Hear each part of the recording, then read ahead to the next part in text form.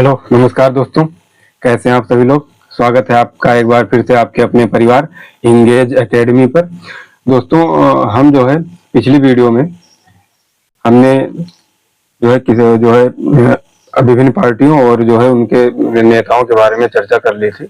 और आज हम पढ़ने वाले हैं बिहार के में जो है अच्छा उससे उसके उससे पहले हमने आपका चर्चा किया था कि आपका जो विभिन्न पार्टियां हैं और उनके जो क्रांतिकारी नेता हैं इन सब के बारे में। फिर उसके बाद हमारी जो वीडियो आई थी वो गांधी जी का जो योगदान था, ठीक है, बिहार में, ठीक है, जिसमें चंपारण सत्याग्रह वगैरह, ठीक है, ये सब चीजें हमने चर्चा की कर ली थी। और आज हम इस वीडियो में हम चर्चा करने वाले हैं कि जो बिहार में जो प्रमुख जो जनजातीय आंदोलन हुए हैं दोस्तों, ठीक है, उनके बारे में, ठीक है। और इसके बाद जो अगली वीडियो आएगी उसमें हम जो है दोस्तों किसान आंदोलन ले लेंगे। तो ये आपका जो है पूरा जो है आंदोलन वाला टॉपिक खत्म हो जाएगा। और यहाँ से जो है दोस्तों बहुत भर भर के क्वेश्चन आपके एग्जाम में पूछे गए और आगे भी जो है पूछे जाएंगे, ठीक है।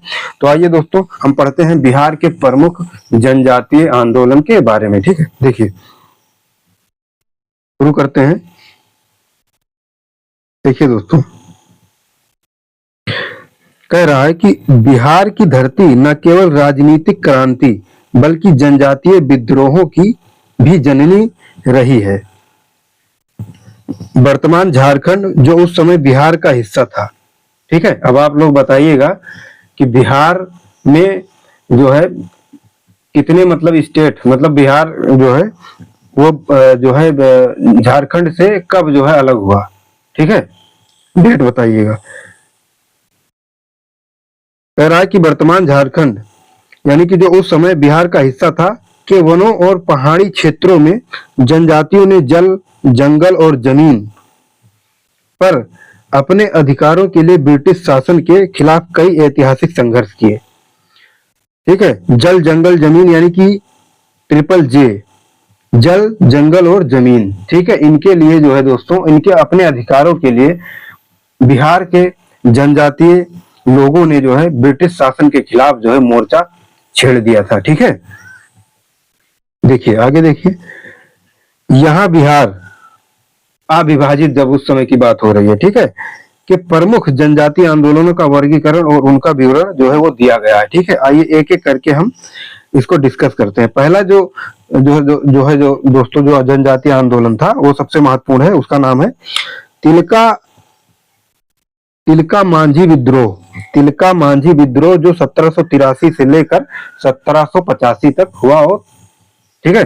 देखिए यह बिहार का पहला संगठित जनजातीय विद्रोह माना जाता है, ठीक है। तो याद रखेंगे कि अगर आपसे पूछा जाए कि बिहार का पहला संगठित जनजातीय विद्रोह किसे, मतलब किस विद्रोह को जो है संज्ञा दी जाती है, पहला संगठित जनजातीय विद्रोह, तो आप बताएंगे तिलका मांझी विद्रोह जो 1783 से लेकर 1785 तक चला, ठीक है। देखिए अगर क्षेत्र की बात करें तो देखिए ये भागलपुर और राजमहल की पहाड़ियों तक जो है दोस्तों इसका विस्तार था उस समय, ठीक है। मतलब बिहार और राजमहल की पहाड़ियों तक ये जो है, मतलब वहां जो है इसका जो कार्य क्षेत्र था, ठीक है। नेतृत्व अगर बात करें कि इस विद्रोह का नेतृत्व किसने किया, तो देखिए तिलका मांझी ने इसका नेतृत्व किया, जिनको जो है दोस्तों जाबरा पहाड़िया के नाम से जाना जाता है, ठीक है, तिलका मांझी जी को। कारण क्या था दोस्तों कि जो अंग्रेज थे उनके द्वारा जो आदिवासियों की जो जमीन थी उनको हड़पना और उन पर जो है उनसे जो है ऊंचे कर वसूल करना, ठीक है। तो ये जो है अंग्रेज लोग जनजातीय आदिवासियों से उनकी जमीनें हड़प लेते थे और उनसे जो है ऊंचे कर जो है वसूल करते थे, ठीक है। जिसकी वजह से जो है ये विद्रोह जो है पनपा, ठीक है। देखिए विशेषता क्या है, तिलका मांझी ने साल के पत्तों के जरिए संदेश भेजकर लोगों को एकजुट किया।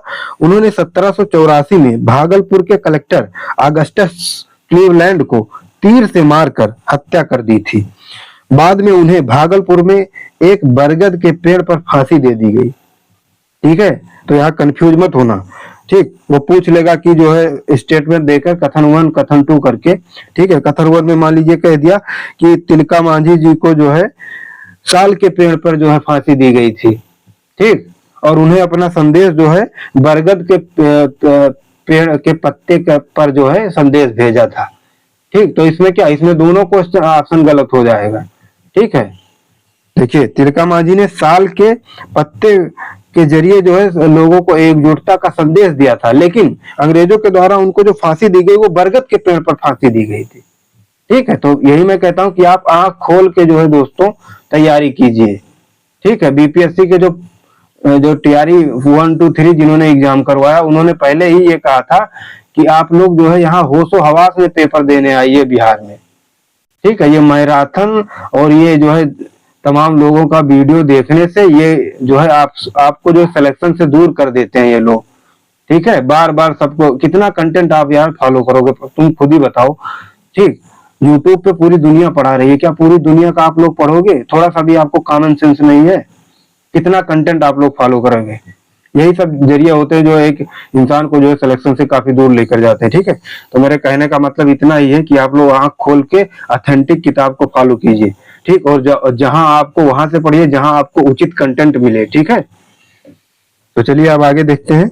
अगला जो विद्रोह है दोस्तों वो है कोल विद्रोह, जो 1831 से लेकर 1832 ईस्वी तक चला। ठीक है, देखिए यह विद्रोह आदिवासियों के शोषण और उनकी जमीन बाहरी लोगों जिनको दीकू कहा जाता है को दिए जाने के विरोध में था।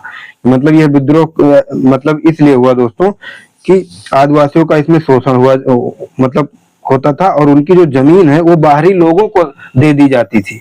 ठीक है, और बाहरी लोग जो जिनको जमीन दी जाती थी उनको क्या मतलब किनकी संज्ञा दी जाती थी, तो उन्हें दीकू कहा जाता था। ठीक है, देखिए ये जो विद्रोह है वो छोटा नागपुर का पठार हो गया, पलामू हो गया, सिंहभूम और मानभूम तक जो है फैला हुआ था। ठीक है, इसका नेतृत्व बुद्धू भगत, जोआ भगत और मदारा महतो ने किया था। ठीक है,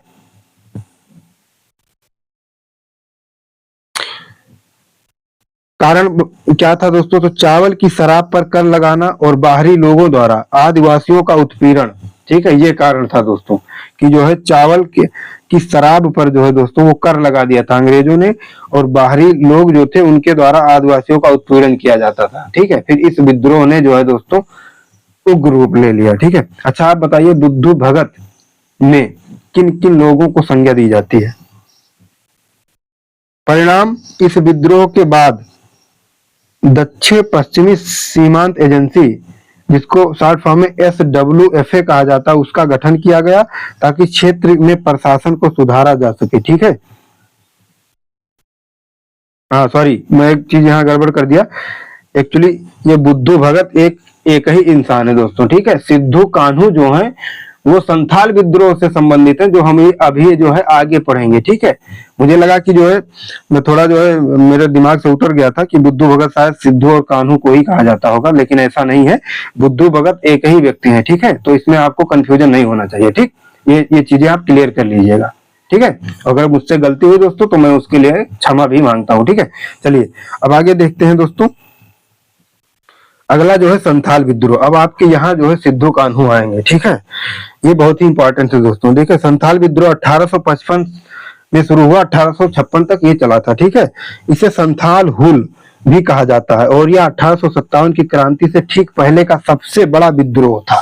ठीक है दोस्तों, क्षेत्र क्या था? तो ये भागलपुर से राजमहल के बीच का ये क्षेत्र था, वहां पर जो है इसका जो प्रभाव था, जिसे दामन ये कोह कहा जाता था। ठीक है, भागलपुर से राजमहल के बीच के क्षेत्र को क्या कहा जाता था? दामन ये कोह कहा जाता था। तो आपसे डायरेक्ट पूछ लेगा कि संताल विद्रोह का जो है क्षेत्र दामन ये कोह कहलाता है, तो बिल्कुल सही ऑप्शन हो जाएगा। ठीक है, इसका नेतृत्व 4 भाइयों ने किया, सिद्धू, कान्हू, चांद और भैरव। ठीक है, सिद्धू, कान्हू, चांद और भैरव ये 4 भाई थे, इन्होंने इसका जो है नेतृत्व किया था संथाल विद्रोह का। ओके, आगे देखिए इसका नारा क्या था? तो अपना देश अपना राज्य, इसका नारा था दोस्तों। देखिए आगे देखते हैं विशेषता, अगर बात करें कि संथाल विद्रोह की क्या विशेषता रही उस समय, तो देखिए इन्होंने जमींदारों, साहूकारों और ब्रिटिश अधिकारियों के खिलाफ मोर्चा खोला। बेसिकली क्या था दोस्तों कि जमींदार, साहूकार और ब्रिटिश अधिकारी ये सब मिलके जो है जनजातीय संथालों का जो है शोषण कर रहे थे दोस्तों। ठीक, फिर जाहिर सी बात है जब शोषण हद से ज्यादा हो जाता है दोस्तों तो विद्रोह पनप जाता है, समझ रहे हो। हजारों संथालों ने तीर धनुष के साथ अंग्रेजों की बंदूकधारी सेना का मुकाबला किया। ठीक है, और देखिए, जब किसी इंसान को बहुत ज्यादा शोषित किया जाता है, ठीक है, समाज के द्वारा उसे इतना प्रताड़ित कर दिया जाता है, फिर जो है दोस्तों उसके मन में बहुत सारे ख्याल आते हैं कि मेरे साथ ऐसा क्यों हो रहा है। फिर जब अगर कानून भी उसका साथ नहीं देता है तो वो जानते हो फिर वो जो है गलत चीजों पे भी पड़ सकता है वो, ठीक है, समझ रहे हो। मतलब फिर वो कोई गलत स्टेप ले सकता है जिससे जिस लोगों ने उनका जो है शोषण किया उनको भी भारी नुकसान पहुंचा सकता है, ठीक है। तो लोगों को सोच समझ के किसी को जो है सताना चाहिए, समझ रहे हो, ठीक है। अगला देखिए, अगला जो विद्रोह है वो है मुंडा विद्रोह 1895-1900, ठीक है, 1895 से लेकर 1900 ईस्वी तक ये चला, ठीक है। इसके बारे में देखते हैं मुंडा विद्रोह के बारे में। देखिए, यह सबसे प्रसिद्ध जनजातीय आंदोलन है जिसे उलगुलान आंदोलन भी कहा जाता है, यानी कि महान हलचल। उलगुलान का मतलब क्या है, महान हलचल के नाम से भी जाना जाता है, ठीक है, सबसे प्रसिद्ध है। एक तो ये संथाल वाला और एक मुंडा, ठीक है, ये दोनों बहुत ही बड़े। रांची और दक्षिण बिहार का क्षेत्र जो है ये मतलब यहाँ जो है ये इसका जो है प्रभुत्व था, ठीक है। नेतृत्व अगर वो पूछे इसका किसने किया तो बिरसा मुंडा ने, जिन्हें धरती आबा या जगत पिता की संज्ञा भी दी जाती है, ठीक है, बिरसा मुंडा जी को, ठीक है। कारण खूट कट्टी जो सामूहिक खेती होती है, ठीक है, खूट कट्टी, ठीक है, झारखंड वगैरह के आसपास खेत में जो है सामूहिक खेती को खूट कट्टी कहा जाता है, ठीक है। तो खूट कट्टी परंपरा का अंत और ईसाई मिशनरियों द्वारा धर्म परिवर्तन, ठीक है, मतलब कि खूट कट्टी जो परंपरा थी इन आदिवासियों की उसको जो है समाप्त करने की कोशिश की गई, ठीक है, और ईसाई मिशनरियों के द्वारा जो है जबरन धर्म परिवर्तन का कार्य किया गया, ठीक है। फिर ये विद्रोह जो है मुंडा विद्रोह जो है बिरसा मुंडा के नेतृत्व में जो है पनपा दोस्तों, ठीक है। देखिए इसकी विशेषता क्या थी, तो बिरसा मुंडा ने स्वयं को भगवान का दूत घोषित किया और एक नए धर्म बिरसा धर्म की शुरुआत की, ठीक है। 1900 में डोमबारी पहाड़ी पर हुए भीषण संघर्ष के बाद बिरसा मुंडा को गिरफ्तार किया गया और जेल में उनकी मृत्यु हो गई, ठीक है दोस्तों।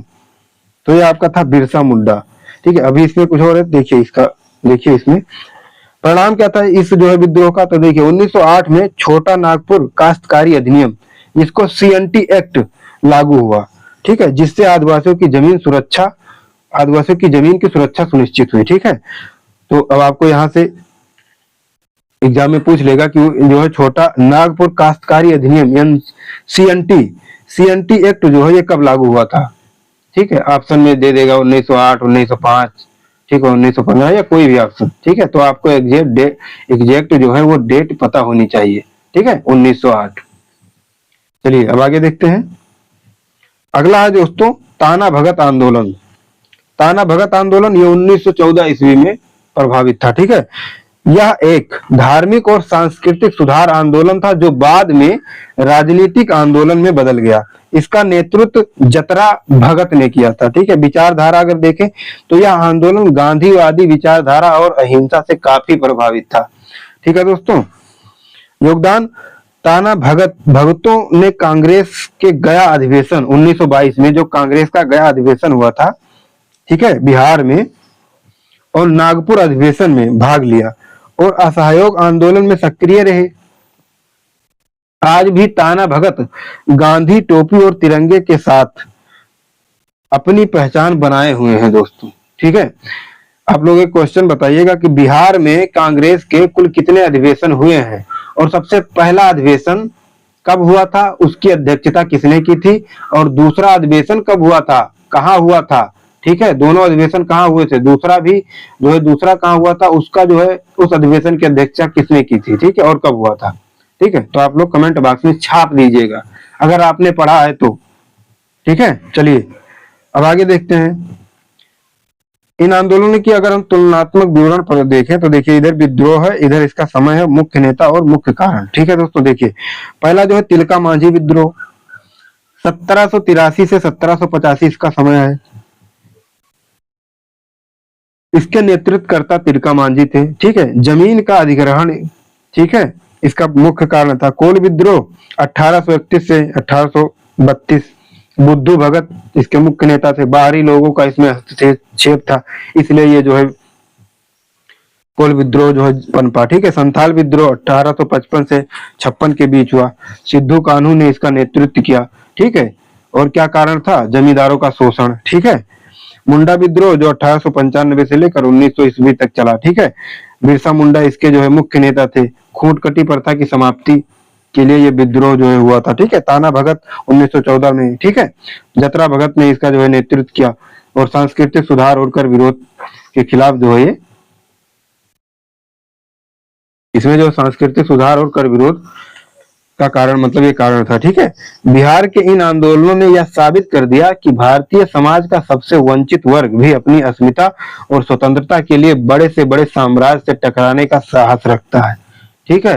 समझ रहे हो दोस्तों? आपको भी ऐसे ही साहस पैदा करनी चाहिए अपने अंदर, ठीक है। आप डरोगे तो मतलब खत्म हो जाओगे, समझ जाना, ठीक है। डरना बिल्कुल भी नहीं है।